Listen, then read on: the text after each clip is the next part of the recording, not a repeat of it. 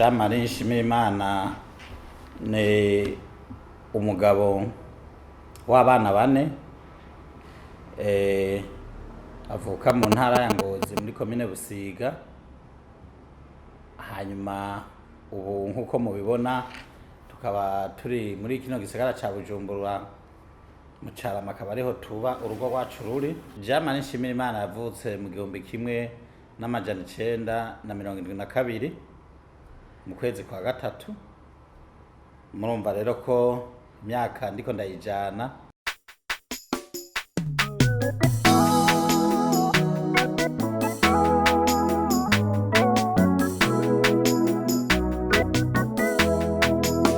Ubwa mbere imbere yuko tuvuga imyaka twamaze mu munyororo, murazi neza yuko mu 1993 abarundi batoye umukuru w'igihugu nyene icubahiro ndadaye. Hanyuma abansi b'amahoro bakaba batamwemereye ko atwara, akaba yagandagwa amaze amezi 3. Rero muri ico gihe twebwe murumva ko twari batonya cane. Ndadaye twaramugendaniye cane tukiri abajene. Umunsi umwe yari ariko aratembera mu ntara ya Ngozi mu komine y'iwacu ya Busiga. Hanyuma abatari basangiye umugambwe, abakenyezi bava mu mugambwe wa Iprona bamwe bita bayifebe bateguye kumutera ivyatsi. Hama bateye ivyatsi ku modoka yiwe yari arimo. Jewe nari umusore akomeye, murabazi ko batwita abajedebo. Ico gihe ivyo vyatsi ndaguruka ndabisama. Ndadaye yabibonye nk'ejo, aca arabwira umukuru w'umugambwe yari ahari mw'iyo komine yitwa Ntigacika Yuvenal ati aho tuzotsindira uyu mujedebo yasamye ivyatsi bari baduteye, natwe tuzomutera iteka rimubereye. Murumva ko yari ariko aranyipfuriza yuko nzoba umuntu akomeye muri guverinoma yiwe cyangwa mu ntwaro yiwe. Hanyuma ntivyatevye aratsinda. Atsinze nabonye baza kundondera bavuga ati uri mu bantu bizigiwe ko woba umuntu yogira icajejwe muri kino gihugu. Jewe rero namye ndi umuntu novuga ko yari yifashe mu bajene bari bifashe, kuko nari umuntu naradandaza ikawa. Ariko ico gihe imbere yaho nari nabanje kuba umuboyi kw'iduwane imwe yo kuri Kanyaruba yari mu hafi y'iwacu. Hanyuma umuntu umwe mubona akorera mu baduwaniye arankubita ikofe, ankubise ikofe rinta mu kanyaru. Nca mbwira Imana nti Mana nkuramwo ubu buja, ni kandi niwankuramwo muri buno buja nzogukorera. Ndumva ijwi rimbwiye ati nta na kimwe uzoba kandi uzobaho. Mvuye rero mu mwonga muri ako kanyaru niho nasanga bagenzi we bariko baramukubita. Tikuba bakubise Jean Marie, umwana yitonda w'intore wamuhoye iki sinza kuvuga ico yarampoye kuko noba ngire, ariko sino nakideha. Yarampoye yuko ikiraya yari kufungura byutse canshayanye kigasambukira mu biharage. Urumva ndamubwiye ko casambutse yaciye ankubita ikofe. Hanyuma murumva ko neza igihe mvuye mwayo mazi naciye mfata ingingo yuko nasubira muri ico kiboyi. Hanyuma ico gihe imigambwe myinshi yari yatangiye. Nka rero nari nsanzwe ndi umuntu nambara neza, kubera hariho impuzu marume bari bishirindwi na kabiri bari bamwisha avuye mu Bubirigi yambara. Aca apfa avuze yuko ayo mavarisi yose azotwara umwana wa Roza, nukuvuga ko Roza ni mama. Murumva ko harimo amajogingi, impuzu nziza, amakoti meza z'inyaburaya nyene. Uwambona wese yabona ko noba mvuye nko kwigira uve cyangwa noba mvuye nko kwiga nk'Ibutare n'ahandi. Hanyuma niho rero nahisha uwo mugambi Frodebo ko je ata amashuri mfise. Bampropoje yuko noba ikintu mu rwego ntava mvuga kuri no mikoro mugabo je nca ndababwira nti namwe iyi myaka yanje mubona noba ico kintu oya jewe nimurabe mumpe muri duwane ko murumva ko igituma navuga duwane naye nahabonye naye nabonye ibyo ukuntu bageranya amafaranga ni munshiye muri bajya baduwaniye b'ubwoko bumwe nanje mfume nja kubarobeka hanyuma iyo nama bari barimo abantu bacaravuga ati wa muje arafise rezo kandi urumva ko hahamiye ubutegetsi akeneye gukora rero muri ico gihe rero birumvikana bariko bararondera ko bonshira muri iyo duwane bwa mbere baca hajya bahejeje kungira umuduwaniye ndadaye murumva ko baciye bamwica nanje nkaca mpungira mu gihugu cy'u Rwanda mpungiye mu gihugu cy'u Rwanda naho murabona ko bitakunze ko u Rwanda impunzi z'abarundi zariyo zigumayo ca turahunguka tuja muri Tanzania naho ndabona ko ubuhungiro bunyankiye nca ndagaruka mu gihugu canje c'amavukiro nshitse mu ntara navamwe y'amavukiro aho hari muri 1994 mu kwezi kwa 10 niho baca bamfata banshira kwiminwe abajandarume ba kera baca banshira mu gashoko muri komine ya Ngozi nca ndabandanya ubuzima bwanje nja mu ibohero rya Ngozi maze amezi 2 baca banshira ubwo gupfa banshiriye ubwo gupfa nca ndabandanya banyunguruza mu ibohero ryitwa bya Mpimba ariyo ku Musaga ariho namaze imyaka 10 iyindi 2 nkaba nayimaze mu ibohero rikuru rya Ngozi.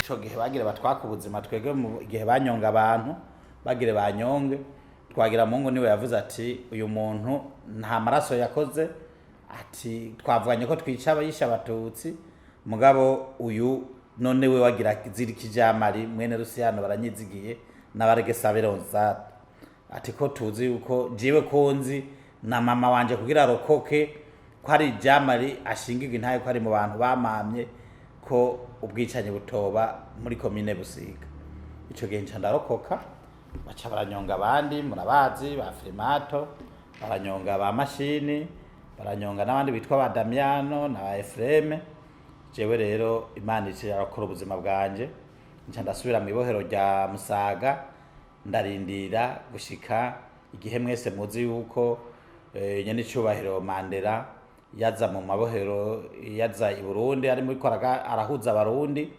yaraje mu ibohero rya Mpimba hajya mwumvise nibutsa abarundi yuko agize hanze ashitse mu munyororo wo mu Mpimba yasanze twambaye izuba novuga ko twari twambaye uko Imana zaturemye kandi ntitwasukuvaira ko twari tubuze impuzu kwari kugira twerekane umubabaro dufise kuko naho hantu Mandela yinjiye twebwe nti leta yari hari ico gihe yashaka ko yinjira ahantu hari abantu bavyibushe hari abadeje hari n'abashikiranganje aho bita muri infirmiere mugabo twebwe harabo umuntu amubwira ati nyabuna hariya muri isolement 3 hari abantu bamerewe nabi no kuvuga twarabakondane ya mort niho rero yinjira iwacu twari twateguye ururimbo turirimba ko twari twamaze kubimenya burya nta bantu bamenya makuru nk'abanyororo twari twateguye ururimbo tumuririmbira murumva namwe umuntu kuririmba uhenye welcome Mandela birumvikana yuko hari abantu nyene batsitaye n'abandi bababaye ico gihe rero byaraduhaye agahengwe Mandela ashitsikiriye president Buyoya yaciye amubwira ati igihugu ca mbere mbonye gipfunga nabi no Burundi ati rero mbone bajya abantu mbonye hajya wabakuyeyo twebwe ico gihe rero tuba turagize agahengwe mba ndavuye mu iyo izorema nari ndayimazemo imyaka 8 no kuvuga aho tutabona izuba twabona izuba rimwe mu ndwi kandi ico gihe twarabakondanemo amoro bashika 378 ahantu hangana gutya murabona ko bitari ibintu vyoroshe ico gihe twari twafunzwe dufise imyaka 20 n'amezi 2. hanyuma murumva rero duca dupfungurwa umwana wacu twari twasize afise umwaka umwe, murumva ko twapfunguwe ari inkumi ifise imyaka 13. Imana ntayidacisha umuntu, kandi integuro y'Imana by'ukuri ni nziza ku buzima bw'umuntu wese. Rero nagira mbwira bariko baratwumviriza ko mu munyororo ari ahantu hadasanzwe. Rero muri uwo munyororo uhura n'abantu batandukanye bavuye mu mihingo itandukanye y'u Burundi, baba badafise imico imwe, wanashaka n'abanyamahanga bakaza, hari igihe hatabaza urwo rurimi muriko muravuga. Rero mpereye ku buzima twarimo ico gihe, mu by'ukuri twari tworohewe. Nababwiye yuko twabona izuba rimwe mu ndwi, murumva ko ico ikintu ca mbere kibabaje. Ikigira kabiri, abapfasoni bacu muri uwo mwanya baciye bitoranira abandi bagabo. Murumva umuntu asanzwe afise ibikomere vy'umunyororo agaca agira n'ivy'urugo vy'umuryango, murumva ko ari ibintu bitoroshe. Ubugira gatatu, hari abahenda imiryango yacu ko bagire baze kutubohoza, ugasanga bagurishije amatongo kugira batubohoze, donko baturekure. Ivyo byose ico gihe vyagira ba OPG ico gihe, ugasanga harimo na bamwe bita abashinga ntaye bavyitayemo, bakavuga ati ivyo turabizi ko bizokunda ko azovayo. Ubugira kane, murazi ko umuntu misi yose aba akeneye kumenya amakuru yo hanze cangwe ayo mu muryango n'ayo hanze y'igihugu. Twebwe aho twari turi nta radio twari dufise, kandi ubushuhe, ibihere, ivyo byose byaradukoranirako. Nkabona nti mbe Mana yanje, kuko twese n'utasenga by'ukuri nagira ndababwira umuntu wese n'udasenga ari mu munyororo aca atangira kwiga gusenga. Tukavuga ati mbega aha hantu tuzohava gute, ariko kandi hakabamo n'icigwa nitwahava mbega Imana yodukura aha hantu twohita twifata gute.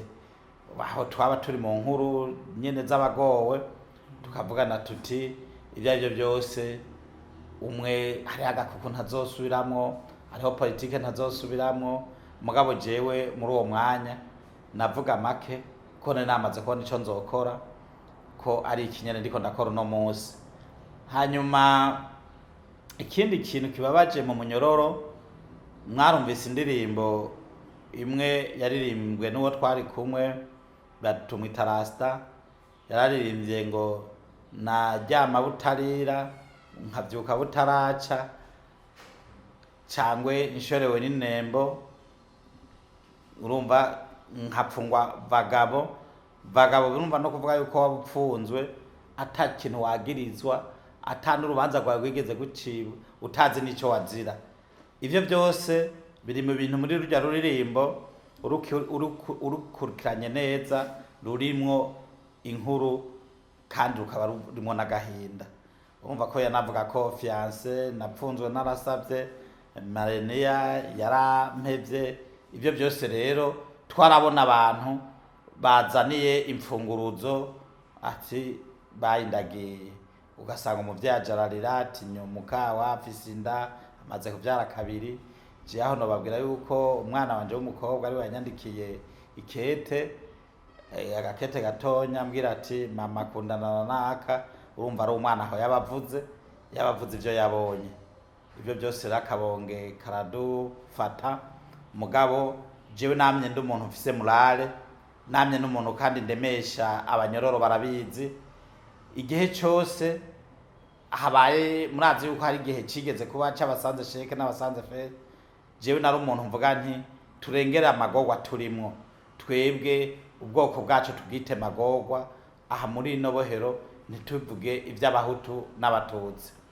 Ivyo rero byaramfashije, biratuma n'abantu bankunda, barantazira amazina ya muhuza, barantazira amazina by'ukuri, kandi nanje ndumva ko nezerewe. Ubuzima bwanje rero bwo mu munyororo nagira ndababwire ko mu myaka 2 ya mbere niho bwagenze nabi, ariko iyindi myaka yose naramenyereye nsigara mbona umenga Imana yampaye ubutumwa bwo kuja kuvuga mu ibohero bwo kumenya n'ubumenyi ntarinzi.